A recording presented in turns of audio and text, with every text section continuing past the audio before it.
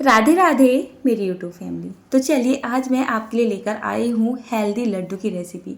जिन लड्डू में आपको मिलने वाला है भरपूर मात्रा में protein, calcium, iron, magnesium, potassium, मतलब जितने भी न्यूट्रिशंस होते हैं सभी के सभी यहाँ पर मौजूद मिलेंगे आपको। बहुत ही ज़्यादा हेल्दी होने के साथ साथ ये लड्डू स्वादिष्ट भी हैं। आप सभी के बहुत सारे कमेंट्स आ रहे थे कि दीदी लड्डू बनाइए जिनमें हम गुड़ या चीनी का इस्तेमाल ना करें। किसी किसी को प्रॉब्लम होती है ना कि वो मीठा नहीं खाता लेकिन खाने का मन करता है, तो आप इन लड्डू को अपने घर पे ज़रूर से बनाइएगा, सभी को बहुत ज़्यादा पसंद आएंगे। 50 ग्राम मैंने यहाँ पर ये बादाम कट कर लिए हैं, तो कुछ सामान यहाँ पे कट होके जाएगा, कुछ साफ होते जाएगा। मोटा मोटा सामान आपको दिखा देती हूँ। 50 ग्राम मैंने यहाँ पर ये बादाम काटे हैं, 50 ग्राम काजू टुकड़ा लिया है, 50 ग्राम के जितना मैंने सूखा नारियल लिया है, 250 ग्राम के जितना मैंने यहाँ पर जो है सॉफ्ट वाला खजूर लिया है, 50 ग्राम लिया है किशमिश, और यहाँ पर 30 से 40 ग्राम के जितने मगज, जिसको खरबूजे के बीज यानी कि मेलन सीड्स बोला जाता है। तो यहाँ पर ये मैंने मोटा मोटा सा एवरेज आपको दिखा दिया है। अब देखिए जैसे कि ये खजूर हैं, ये नॉर्मली हम जिनको छुआरा बोलते हैं, लेकिन छुआरे ना एकदम सूखे सूखे से होते हैं। तो यहाँ पर हमें इस तरीके के सॉफ्ट वाले ये खजूर ले लेने हैं। देखने में तो ये ऐसे लगते हैं जैसे कि ये जामुन हो, जानते होंगे ना अगर गाँव में रहते होंगे। तो सबसे पहले हमें क्या करना है, ये जो हमारे छुआरे नहीं है, ये है खजूर, तो इनको हमें पानी में डाल देना है और 4 से 5 बार अच्छे से धो लेना है। मार्केट की चीज़ों को धो के इस्तेमाल करना चाहिए अगर इस तरीके की चीज़ें हैं। तो मैं चलते पानी में 4 से 5 बार इनको धो के लेके आ गई हूँ। इनका कलर भी थोड़ा सा ना हल्का सा हो गया है। अब देखिए इसके ना बीज निकाल लेते हैं क्योंकि हमें इनको पीसना है। तो बीज इनके बहुत ही आसानी से निकल जाते हैं, आपको चाकू की भी ज़रूरत नहीं पड़ेगी। और इस तरीके का हमें सॉफ्ट वाला हिस्सा ले लेना है। देखिए इस तरीके से इसके बीज निकल जाते हैं बहुत ही आराम से। और ये जो खजूर है ना बहुत ही अच्छे वाले थे, मीठे बहुत थे ये। चलिए यहाँ पर गैस को ऑन कर देते हैं। पैन में डाल देते हैं 1 छोटा चम्मच के जितना घर का शुद्ध देसी घी। हेल्दी लड्डू बना रहे हैं तो घी में ही बनाएंगे। तो सबसे पहले मैं यहाँ पर डाल दी हूँ ये बादाम, और बादाम को हमें करीब 1 से 1.5 मिनट के लिए गैस का फ्लेम लो और मीडियम करते हुए हल्का सा फ्राई कर लेना है। मतलब इनको बहुत ज़्यादा नहीं भूनना है, हल्का हल्का सा ही भून लेना है, कच्चापन सा निकल जाए और थोड़ा टेस्ट भी आ जाए। निकाल लेते हैं।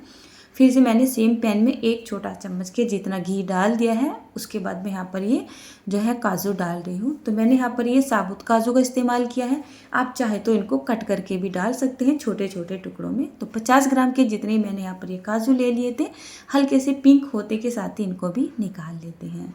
1 छोटा चम्मच के जितना घी फिर से डाल देते हैं यहाँ पर। हल्का सा गर्म होते के साथ ही मेलन सीड्स यानी कि खरबूजे के बीज डाल देंगे और गैस को ऑफ कर देंगे।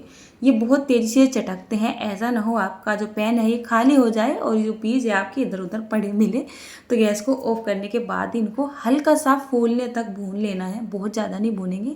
देखिए हल्के हल्के से फूल चुके हैं और इनमें चटकने की आवाज़ भी आ रही थी। तो चलिए इनको भी हम निकाल लेते हैं।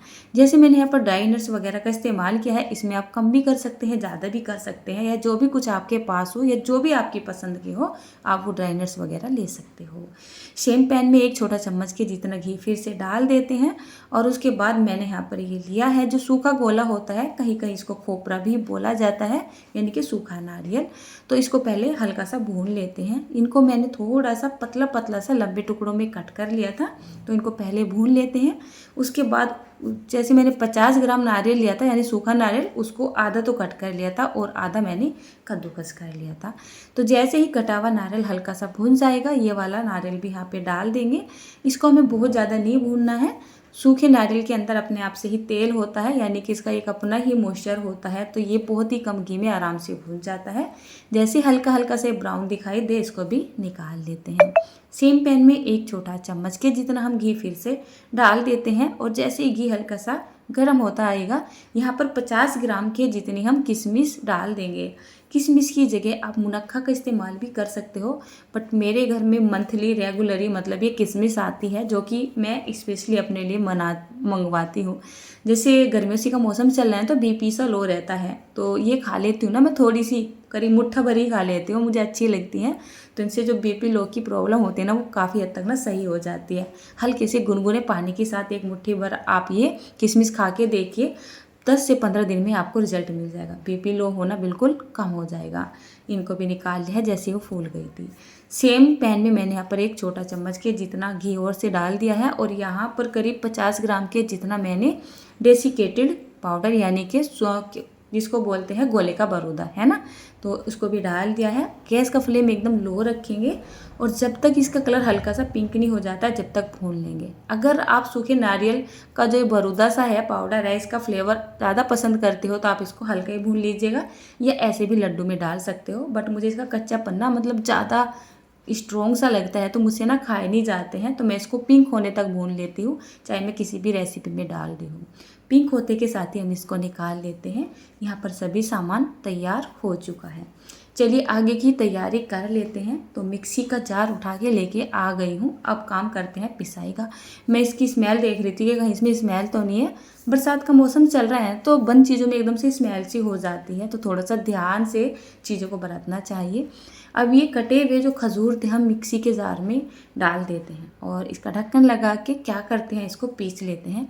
इसका हमें एक फाइन सा पेस्ट बना के तैयार कर लेना है। इसका पेस्ट बहुत ही आसानी से बन जाता है। आगे दिखाती हूँ, एक क्लिप देखिए आप। काजू, पिस्ता, बादाम, किशमिश।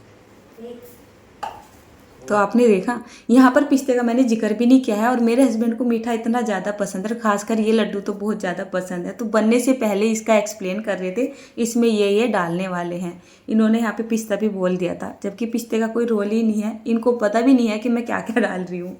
चलिए कोई बात नहीं, पिस चुका है हमारा सामान। सेम पैन में एक छोटा चम्मच के जितना मैंने घी डाल दिया है और यहाँ पर ये पिसे हुए खजूर डाल देते हैं।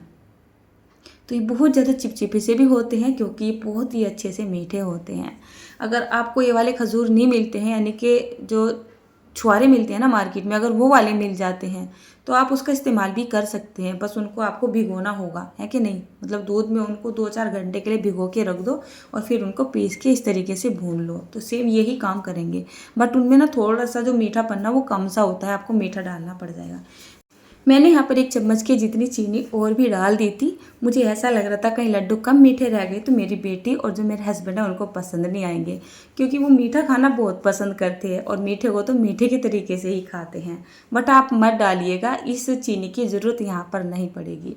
तो कम से कम 2 से 3 मिनट के लिए गैस का फ्लेम मीडियम और लो के बीच में रखते हुए आपको इस तरीके से ये मिक्स करते जाना और पका सा लेना है, या फिर जब तक ये इकट्ठा सा ना होने लगे ना जब तक आपको पका सा लेना है। अगर हम इसको अच्छे से पका सा लेते हैं ना तो क्या होता है, लड्डू की जो लाइफ होती है ना वो बढ़ जाती है, मतलब ख़राब होने से बचे जाते हैं। ऊपर से मैंने यहाँ पर खजूर को धोए थे, आपने देखा है, तो जो थोड़ा बहुत मॉइस्चर होगा वो यहाँ पे ख़त्म हो जाएगा। तो यहाँ पर मैंने सभी सामान एक जगह निकाल के रखा हुआ है। तो ये जो हमने खजूर का पेस्ट भून के या पका के तैयार किया है इसको यहाँ पे डाल देते हैं और जो बाकी का सामान था वो भी यहाँ पे डाल देते हैं, जैसे कि डेसिकेटेड पाउडर और ये नारियल वगैरह। तो सभी कुछ डालने के बाद इसको 5-7 मिनट के लिए आपको छोड़ देना है ताकि ये हल्का सा ठंडा हो सके। बहुत ज़्यादा आपको ठंडा नहीं करना है, ज़्यादा ठंडा कर लिया तो लड्डू बनने में आपको प्रॉब्लम भी आ सकती है। और इसको इस तरीके से मिक्स कर देना। अच्छा, जैसे कि मैं यहाँ पर ये लड्डू बना रही थी तो मैं फील कर रही थी चाहे तो मैं और सामान भी यहाँ पर ऐड कर सकती थी। लड्डू तो इतने ज़्यादा सुपर टेस्टी बने थे, यकीन मानिए शाम को बनाए थे और रात में ही ख़त्म हो गए थे, मतलब बहुत ही अच्छे बन के तैयार हुए थे। थोड़ा सा हाथों को घी से ग्रीस करने के बाद इसके लड्डू इस तरीके से आप बना लीजिएगा। तो देखिए कितनी आसानी से बन रहे हैं, देखने में कितने ज़्यादा ये मतलब अच्छे लग रहे हैं। देखते ही मुंह में पानी आ रहा है कि नहीं आ रहा है। वास्तव में ना ये लड्डू बहुत ही ज़्यादा हेल्दी भी हैं और बहुत ही ज़्यादा टेस्टी भी है। आप इन लड्डू को एक बार बनाकर, मैं ये बोलूँगी कि 10 से 15 दिन के लिए, उससे ज़्यादा मुझे नहीं पता है, मैंने तो 15 दिन के लिए स्टोर नहीं किया है और ना ही होने वाले हैं, क्योंकि बच्चों से लेके बड़ों तक को सभी को पसंद आएंगे। लेकिन ये मैं बता सकती हूँ कि हाँ, ये 10 से 15 दिन के लिए शायद ख़राब नहीं होंगे। किसी भी एयर टाइट कंटेनर में, या तो कांच का हो या फिर स्टील का हो, प्लास्टिक के को अवॉइड करिएगा और फ्रिज में स्टोर करके रख लीजिएगा। तो जब भी कभी मन करे आप खा लीजिए, जब भी कभी नहीं, सुबह ही सुबह दूध के साथ आप एक लड्डू खा लीजिए, पूरा दिन के लिए आप एनर्जी से भर जाओगे। तो सुपर टेस्टी लड्डू हमारे बनके तैयार हो चुके हैं। तो ये जो लड्डू है, यानी कि ये जो मिठाई है, कोई सस्ती मिठाई नहीं है। कम से कम 1000 से 1500 रुपये किलो तक का इसका रेट है। लास्ट टाइम जब हम गए थे श्री वृंदावन धाम जी, तो वहाँ पर इस बार हमें बहुत जगह देखने को मिले। मेरा मन किया कि इनको लेके खाया जाए क्योंकि हेल्दी लग रहे थे, टेस्टी भी लग रहे थे। मैंने इनके प्राइस पूछे तो 250 रुपये के 250 ग्राम। वाह, बहुत ज़्यादा महंगे थे। तो तब से मैंने सोच के रखा था कि मैं इनको अपने घर पे जाके ज़रूर से बनाऊंगी। बनाने के बाद ही मुझे पता चला है वास्तव में ये तो बहुत ही ज़्यादा सुपर टेस्टी लड्डू है। आप भी ज़रूर से बनाइएगा।